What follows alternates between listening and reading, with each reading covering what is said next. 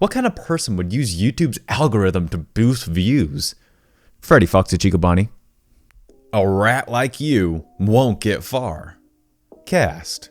Kristi, my best friend since junior high. Like a sister to me. Sweet, loving soul, but has a tendency to be taken advantage of. Bruce, Kristi's abusive boyfriend. John, Bruce's neighbor and kinda Bruce's friend. Me, a sick, vindictive guy. So my best friend Kristi started dating this guy Bruce a while back. Maybe a year ago. I don't really know him, but I remember an encounter with him a few years back. Sitting next to me in the bus, saying what a horrible person Kristi is, saying he knows her since elementary school, but that she went off to another middle school afterwards. The same one I went to. I barely knew the guy and told him to lay off, telling him she's my best friend and I'm not gonna stand for it. Later, I got off at my stop and thought that would be the end of that. Just some random jerk. Nope. Big nope. Couple years later, Kristi starts hanging out with this friend, being very vague, saying I don't even know him and such. Finally, she gives in and tells me that she's been seeing this guy called Bruce Fake Namington. So I find him on Facebook, do a bit of detective work. He's a cook in a local restaurant, likes comics and airsoft. Typical kid, nothing too sketchy about him. The first few weeks of Kristi's relationship go fine, all lovey-dovey, nothing out of the ordinary. But then the complaints come rolling in. He's short-tempered, he's super jealous. He says if you try anything stupid with me, he'll kill you. All those were huge red flags, but I guess both of us ignored it at first. It being her first boyfriend, I didn't want to ruin it for her. But I was being cautious. I started with a bit of a background check, talking to his friends and trying to get a non-biased opinion on him. At a party later, I talked to John, asking him where he knows Bruce from, since he lives quite far away. Turns out, Bruce was John's brother's neighbor, and that he spends his summers there. John told Bruce that he's going to party with me. Bruce retorts that he hates me, and he'll kill me, and that I want to steal his girl. Okay, mate, but I got better things to do than steal your girl. John also tells me some vital info, that he's probably the dumbest person alive, and he's thinking about moving to Quebec, but that he can't speak a word in French. He's lucky because I study French philosophy at uni. I'm starting to get fed up with Bruce's BS. Not only what I heard from John, but mostly the way he treats Kristi. She deserves a proper boyfriend and should dump him. I call up Kristi to go grab a beer and just chat. I use this time to try to talk some sense into her and tell her that if they're serious about moving to Quebec, that I could offer Bruce some French lessons so that at least he knows the basics and offer him a truce. That I have no intentions of stealing his girl, and so on. He accepts, and so begins my revenge plan. We meet up the next day in the cafe, and I try to teach this, I cannot stress this enough, idiot some basic French. Now, all of this is just a cover for me to gain his trust.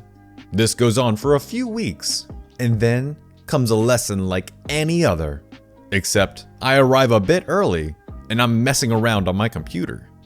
Bruce comes and asks me what I'm doing. I'm working on a bootleg Instagram app that lets you download pictures. I show it to him on my phone, and he loves it, and asks me for a copy. I tell him that I have a better, more stable version on my laptop, but that I have to compile it. Wink wink. What I'm actually doing is adding a RAT, remote access tool, with a keylogger and stuff to the app. He, none the wiser, installs the app, and we have our lesson. He thanks me for the app and leaves. When I get home, I check my computer, and I have everything on him. Call logs, passwords, location, and the list goes on. I snoop around for a while, check his social media and messages for dirt. I found the holy grail. That would be the end of his toxic relationship with Kristi. It turns out he was cheating on her, which explains his jealousy. I felt so sorry for Kristi and so pissed at Bruce for doing this to her. I called up Kristi and told her to come to the cafe, alone. I tell her the truth, and she is totally devastated. Right there and then, she breaks up with Bruce. But that's not all. After Kristi leaves, I decide to search his messages, including his messages with Kristi. Sorry, Kristi. And find a few dick pics, and decide to have some fun. I send one to his boss, one to his mom, and one to one of his airsoft groups, just for fun. I haven't seen him since he canceled the French lessons after the whole fiasco. Good luck in life, buddy. Yours truly, OP. An example not to mess with Rome. The Punic Wars were a series of wars between the Romans and the Carthaginians. You don't need to know about the first, but the second and third were when crap hit the fan. Hannibal Barca had already won 3 battles in Italy after crossing the Alps with 37 elephants. One at Lake Trasimene, one at Trebia River, and one at Cannae.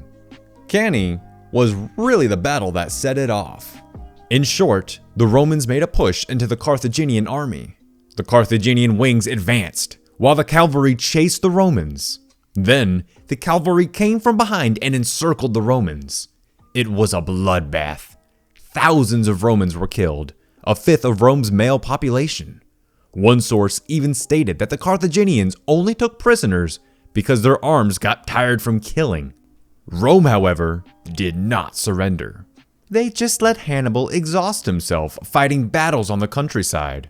Then, Scipio frickin' Africanus comes along and led a successful campaign pushing Carthage out of Spain. He then got some Numidian cavalry in a civil war. Then Hannibal and Scipio arrived at Zama, resulting in Scipio ending Hannibal's whole career. Rome had scored a major victory. First, Carthage had lost Spain forever. Second, Carthage had to pay Rome 10,000 silver talents. Third, Carthage's navy was limited to 10 ships. Fourth, Carthage needed permission to raise an army. And finally, Rome's grip on the Mediterranean only got stronger. Numidia had been raiding Carthage. Carthage then raised an army to defend herself from them. Rome, angered that Carthage raised an army without permission, declared war. Rome then proceeded to raze Carthage to the ground. 50,000 Carthaginians were sold into slavery. And as a final frick you to Carthage, Rome sowed salt into Carthaginian soil to ensure that Carthage would never rise again. Ever. Edit 1. A lot of people have been telling me that the salt part wasn't real. It most likely was some myth made in the 19th century. So take the salt part with a grain of salt. Julius Caesar's revenge from the grave. Julius Caesar named himself Dictator Perpetuo, dictator for life, in 44 BC. Wanting to stop Rome from becoming a monarchy, a group of conspirators planned to murder him. Among the conspirators were Brutus. His ancestor fought to end the Roman monarchy, and Cassius Longinus. On the Ides of March, 60 conspirators surrounded Caesar at the Senate meeting and stabbed him to death. What the conspirators did not take into account was that all of Rome was pro-Caesar, and that they had just kicked the hornet's nest. Citizens viewed Caesar as a strong leader, and the Senate as a corrupt aristocracy. Mark Antony rallied the Romans against the assassins, and they were forced out of Rome. The death resulted in a civil war, during which Augustus, Caesar's nephew, was victorious. Cassius and Brutus committed suicide with their own weapons, and the icing on the cake, the Senate's power had been decimated. Augustus became the first consul/emperor, and the Roman democratic system was brought to an end, replaced by an absolute monarchy, the exact opposite of what the traitors wanted. Rome would remain a monarchy for 4 centuries, and its Byzantine counterpart lasted for a millennium. Even after the event, The conspirators, namely Brutus and Cassius, would be vilified in Dante's Inferno. Brutus and Cassius were depicted as being chewed by Satan in the ninth circle for traitors, dangling with their legs in Satan's mouth. PanAm's hospitality at its best. Not sure if this belongs here. However, I must let you know that this story was handed down from my grandfather a few months before he died in 2006. In the 1960s, my grandfather was working for PanAm and was sent to the Dominican Republic. I can't remember if it was Dominican Republic or Puerto Rico, but I'm more sure of Dominican Republic. The local community of PanAm employees had to do what equated to corporate housing in a community near the airport. My grandfather would fly between Dominican Republic and New York City on a regular, and on this particular day, he was supposed to get back at 1 in the morning.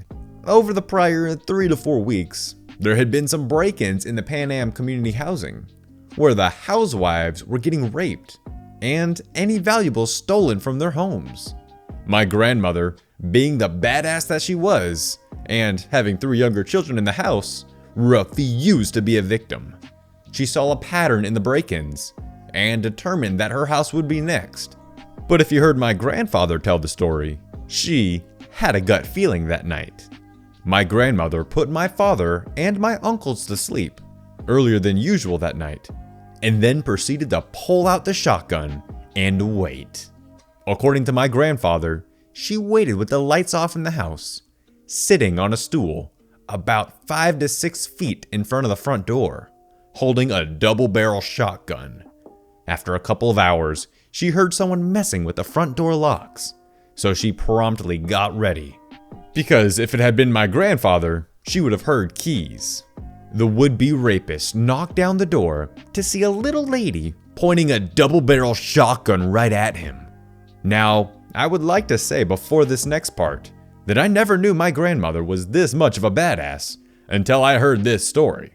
But she was always a tough cookie. As soon as the guy raised both his hands, she pulled both triggers and 2 shells of shotgun pellets destroyed this human being.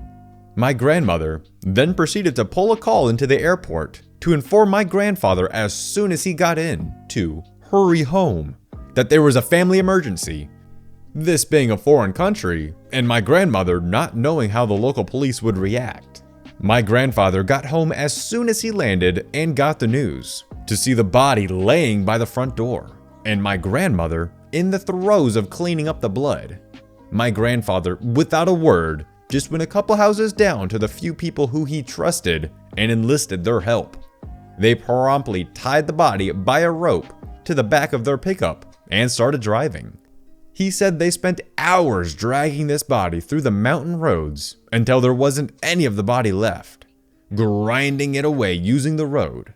By the time he got home at 7 in the morning, my grandmother had cleaned the blood and fixed the front door. They never told the local government and went on living their lives. Now, I'm not sure about this story being true. However, it was one of the last stories my grandfather told me before he died. My father once told me that he remembered hearing the commotion, but never investigated, because he didn't want to get in trouble for being out of bed. He was 5 or 6 years old at the time. I wish there was a way to confirm this story. However, all parties involved are no longer alive. Alright guys, that's going to wrap it up for today. I hope you enjoyed the video, and I'll see you again in the next one. Peace out.